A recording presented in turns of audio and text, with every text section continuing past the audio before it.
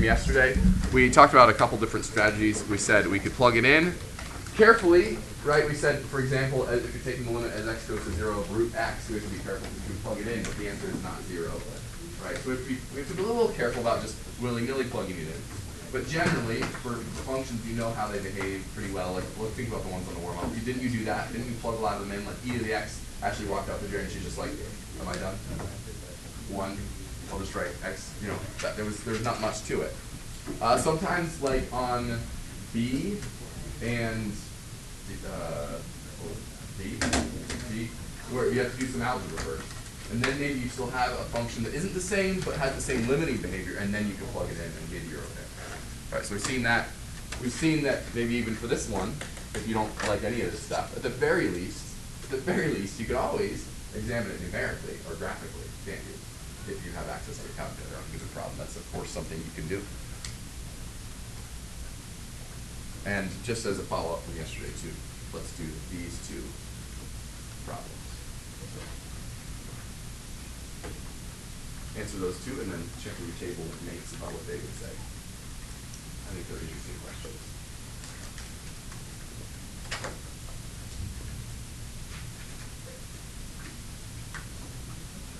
And tell your friend nearby which approach you might even be thinking of using here. How would you be thinking?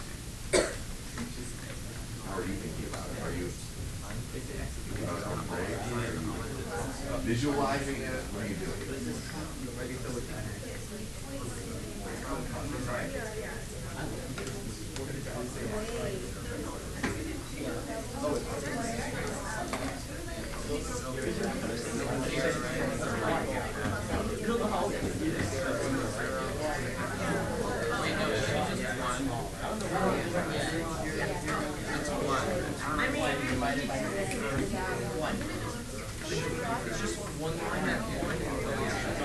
Give me another 20 seconds to discuss. It's like, it's just x over x.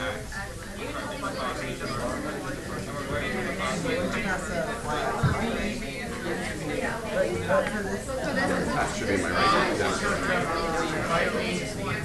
All right, and let's come back to order in 5, 3, 2, 1. All right, let's. Anyone have an insight on the first one? Both, maybe not just don't just spit out the answer, but tell me how you're thinking about it too. Like how are we approaching this here? Go ahead, Piper. Well, since it's coming from the right, you want to check like the positive numbers, Okay. And like all positive numbers for that function are at 1, so it's going to be approaching 1. Yeah. So I think the answer is 1, and I think yeah, I don't know, how would you call your method? Graph. You can have a visual thing look to it. In fact, yeah, on the right side of this graph, this is just the function y equals 1. Just out of curiosity, what is the answer if we said from the left? -1. Yeah, this is sometimes called the signum function, or the sign, S-I-G-N function. It kind of just returns 1 if your number is positive, and -1 if your number is negative. So yeah, I would say that. And then what about this? What about this second one here? Sorry. That is true. How'd you know that? That's amazing. Okay. Yeah. Overall, the limit here doesn't exist. Why? We'll ask that question now. Let's hear from someone else. Why would you say that? Chris. Because on one side it goes up and the other side goes down. Sure. Yeah. Right. Infinity on the right, negative infinity on the left. The left and right hand limits don't agree. Yeah. Is infinity a limit? Yeah, and we will use infinity as an answer for the right or the left-hand limit here. Like if someone asked you what's the limit as x approaches 2 from the right, you would say positive infinity. Yeah. We want to be as technical, as specific as we can when it comes to that. Let's just recall the definition of a vertical asymptote is when this happens, right, where we have one of these two limits. That's in fact what we mean by an asymptote. It's defined in terms of this limit, not the other way around, really. You might be thinking like, oh, because there's an asymptote, the limit is, well, actually that kind of begs the question. It's actually the limit that tells us that there's an asymptote, right? So that's the definition of a vertical asymptote. As you approach a number A from the right or from the left, either one, wouldn't have to be both, you get an answer of infinity or negative infinity. That's that before, so it's worth mentioning again in this new context where we're doing this limits unit. I'd like to, at the very end, I thought I'd save the technical definitions for the very last slides today. You know, where the epsilon delta stuff. You like that though, I think. Sure. Yes. Yeah. Yes. So I save those for the end. So maybe you can think more rigorously about this definition, because this is still not really a definition. You might think, how do we know in terms of epsilon and delta, what does it really mean for something to diverge off to infinity at a particular nearby value of x or something? What does that mean? So we'll maybe say that more technically before we head out today. And of course, we've seen this can happen too. Like we just saw in the previous example, we have infinity that could be an answer to these questions, right? So here's just the graph of 1 over x. I don't mean to say anything more than what we've already said. We'll say here, we'll just agree that here we'll say negative infinity. Here we'll agree that this is someone asking, so do we say infinity or negative infinity, or do we say d and e or something?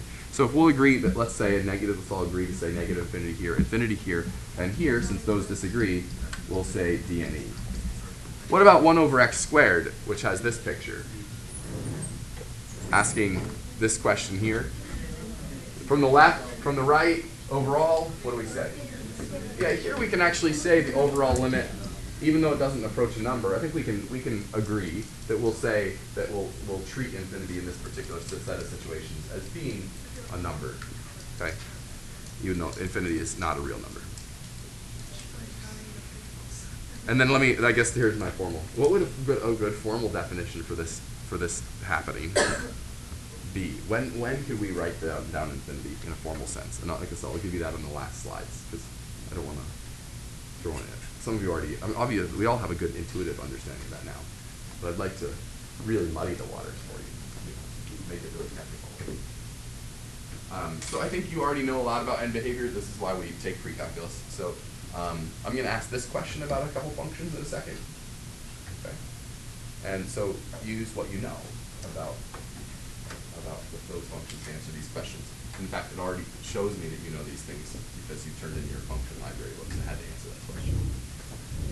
So, yeah, I don't know. Do polynomial functions ever have, what's the answer going to be to this question if f of x is a polynomial function?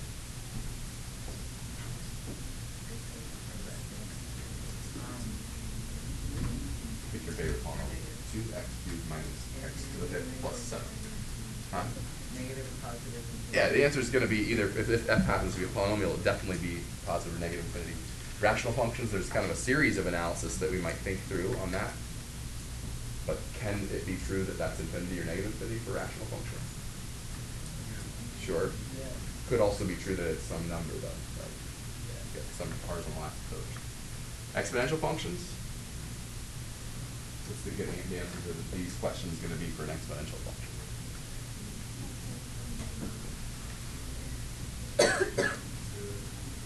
Yeah, it depends on which side we're on, 0 and infinity, or 0 and negative infinity, or something like that. And then logarithmic graphs, what's the answer on that? Yeah, it's either going to be positive or negative infinity as we tend toward one side, and on the other side, if it's just a typical log graph, we don't have end behavior on the other side.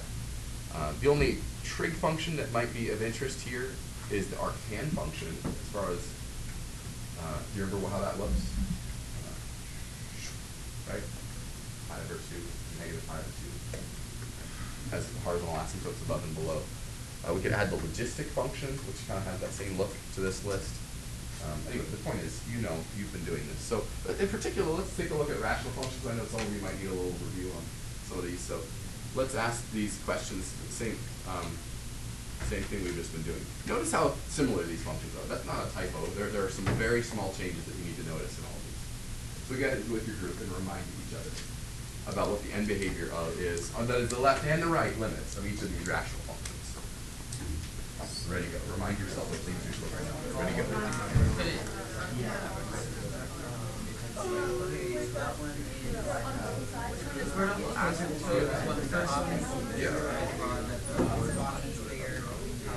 What's that zero?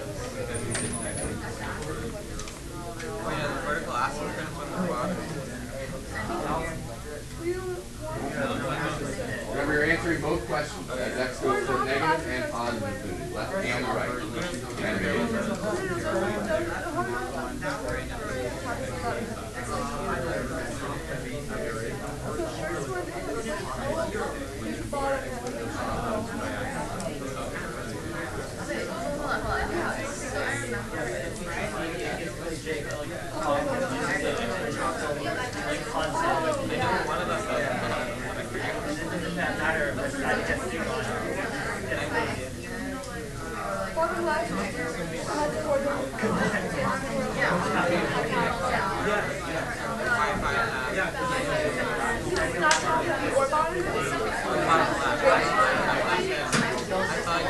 don't know my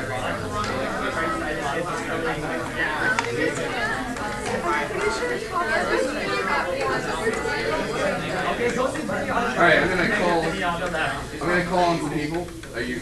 I don't know if that was enough time or not. But we're gonna do it. All right, here we go. Because I think you feel really confident about these answers. Okay. Do you? You do. All right. So let's start with Isha. You want to take Isha, right? You want to take this first one here. What is the limit as x goes toward positive infinity and negative infinity? You want to give both answers?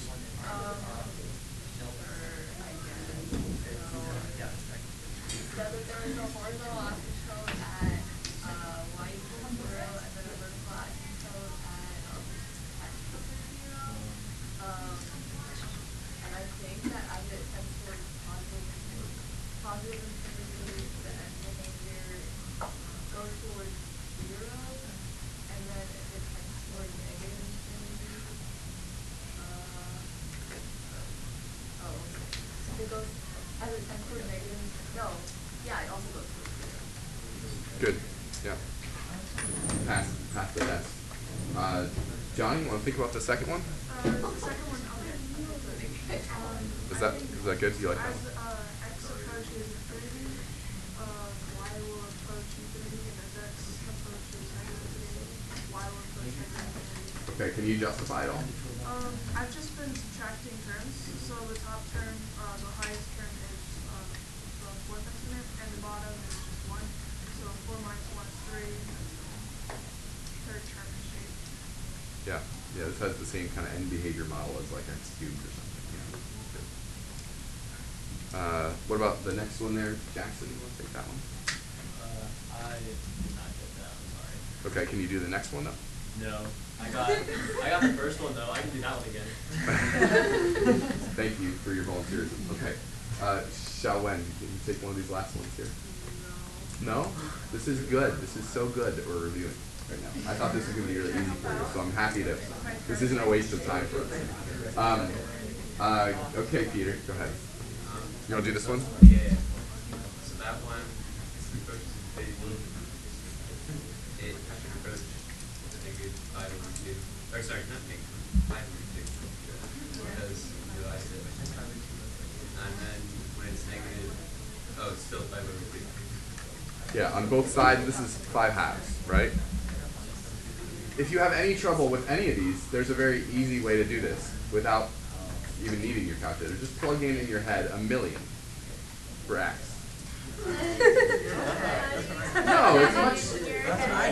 Yeah. No. It's much easier than you think, because in all cases, the plus 2x minus 3, say it, doesn't matter, right? So if you agree that it doesn't matter, in some sense, you can cross it off. And like Johnny said, you really just have, if you can figure out what the behavior of this function is, what is that function? Well, it's just 5 over 2x, right? It's just like 1 over x. If you know the answer to that question, then done. Same here. If you know what 5 halves times x squared, or excuse me, x cubed does, then we're done. And likewise down here, if you know what 5 halves, that's it, does. If you know what that function does, which is very clear, it's just a constant function, then we're done. And so with that in mind, I don't know, Amy, you want to take the last one? I thought that it would go to negative infinity. Okay, on the as x grows large. Yes, and small. From both sides, I believe. Do you agree? Yeah, I think she's right. Yeah. All right. Yeah, because this has the same end behavior as negative 5 halves times x squared. Right? So is this? I mean, it says time travel back to PRECALC, but maybe you've never thought about this before. I don't know. All right. Again, in terms of limits, this is what is meant by a horizontal asymptote even, right? I know some of you are thinking like, well, the limit happens because there's a horizontal asymptote. But the horizontal asymptote is defined by the limit. That's what we mean by a horizontal asymptote, okay? Any other thoughts on this slide? You guys like end behavior? Okay. This is just rational functions. Of course, there's a discussion to be had with the other functions, but I just think this is the one you're most prone to forget, some of this stuff. This kind of theory. Okay. So I don't think this is worth necessarily saying. Sometimes as you go to infinity, you get a number. Sometimes you get infinity. Sometimes you get infinity when you answer a limited question to infinity. Why Buzz Lightyear? Why Buzz Lightyear? Thank you. To infinity and beyond, right? It's very loose connection. Just roll with it, okay? All right. In fact, actually, I forget whether there's a. She put it on there, I think, but I left it on there because I don't mind Buzz Lightyear. He's okay, right? Is there there's not a link. I thought this maybe would have a link to the. Well, we can look it up. I think I have it. Oh yeah. We'll watch Buzz. We have things to do after this. Okay. Okay. All right. Answer these questions. Go. Ready to go. Go. I'll call them. So this time I'm only giving you 30 seconds. You're already done. Whatever. Infinity and 0. Just to prove you know how to do it. All right. 5. Is that not time? 4. 5. 3. E. 2. 1. 0. Okay. All right. Shall Wen, take your pick. Thanks for your attention. It's Shall Wen time. C. What do you say? Listen. Thanks. Infinity. Do you agree? Yeah. Jackson, take your pick. No, I was doing the motion of the graph. I know. Take your pick. A or B. Oh. B. Do them both. I'll do them both. Yeah. Okay. For A, I said infinity, like going up. And for B, I said 0. Is he right? Thank you. Okay. Well done. Okay. Oh, but there's another one. I didn't click the button. Live. It's what? Doesn't go to negative. How about an official frowny face of mathematics? Okay. Okay. All right, here are the formal definitions. I know you're dying to wait. You were waiting to get these. Okay. So here's the picture of a vertical asymptote. So this time the demand is, if you say you have a vertical asymptote, how do you justify that you have a vertical asymptote for any given function? I mean, here's how you do it. You say, well, bring me a challenge. How high do you want this to go? And someone says 1,000,000. And for this time, that's the thing, that the challenge they're bringing you, not some tolerance. Remember this discussion yesterday. They bring you a big number, and your challenge is to find a very small delta. For every big number you bring me, I give you back a delta. That if you stay within within delta of A, that puts you, for every y value in that region, above your number, right? Now we do it again. You give me, for every large number, capital M, that you bring me, I return to you a delta. Well, a delta as in x values I'm going to allow you to plug into my function are going to be x equals, as big as x equals a plus delta, and as small as x equals a minus delta, which is what's pictured here, a plus delta and a minus delta, right? So if you bring me some large number, letter A, letter M, I give you back a delta such that if you add and subtract that from A, it always keeps you above with the y values, above M. Do you agree that if I can always certify that I can always do that, if somehow I can prove that for every M there exists a delta that will do that I've proven that there's a vertical asymptote there? That's really what we mean by vertical asymptote. Of course, the same thing applies if it's negative infinity, right? You can just re-update all the language in the picture if it was pointed down, right? If they go down instead, right? So that's the technical language on, again, no one will ever ask you this, but I just think it's worth knowing finally as calculus students, like what what the official definition is. Yeah. Wait, what was that? You said that I can't read that small writing. Down here, this is A. This is the purported vertical asymptote. X equals A. And so this is x equals A plus delta, and over here this is x equals A minus delta. Okay. Yeah. I didn't know there's a function where it really, really looks like it has a vertical asymptote and doesn't pass the stuff. I mean, here's a good example of something that if you hadn't thought this through and you saw this, you might be like, that's a vertical asymptote. See, the naive approach for a pre-calculus student would be like, well, if the denominator is 0, then there's a vertical asymptote unless there's a factor of that in the numerator. Well, and then so this is a vertical asymptote. Oh wait, hold on. No. You know now after our discussion that that's not the case here. There's something deeper going on than just like factors, rational function discussion. There's something deeper going on. And this is it. So that's the answer to that question. All right, the other one I told you, I give you a promise to give you a formal definition is about the other limit, going out this way, right? So what's the demand here? Well, the demand here is if you say that there's a horizontal asymptote, if you say that the limit is L as x grows large, then what I demand of you is you're gonna bring me an epsilon, right? Again, some tolerance. You're gonna say, really? The limit's 10? Find me a place, and I have to give you back this number, capital M. This time I give you back M. After which, the function stays within your tolerance. Does that make sense? So you bring me an epsilon, you say, really? You think the limit's 10? You say to me, find me a place after which the function stays always within 0.1 of 10. And if I can always do that for every epsilon you bring me, I can provide you a capital M, that after which we stay within that tolerance, that band, then we've established the limit, right? So does this make sense? I don't know. The same kind of thing happens, of course, on the left side. Update the picture, update the language if you want that. All right, so I think it's worth saying that.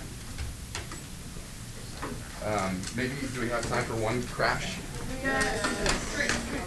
Is that a horizontal asymptote? Yeah, that's a horizontal asymptote, exactly. That's the definition. Even though you cross it a bunch of times? Yeah. What was it called? Limits. Throw it.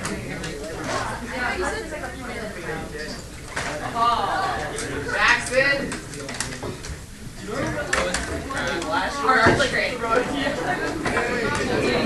It would work.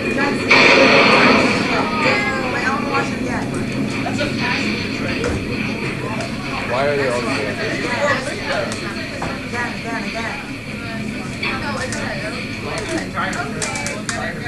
It's 11 minutes of train transfer, right?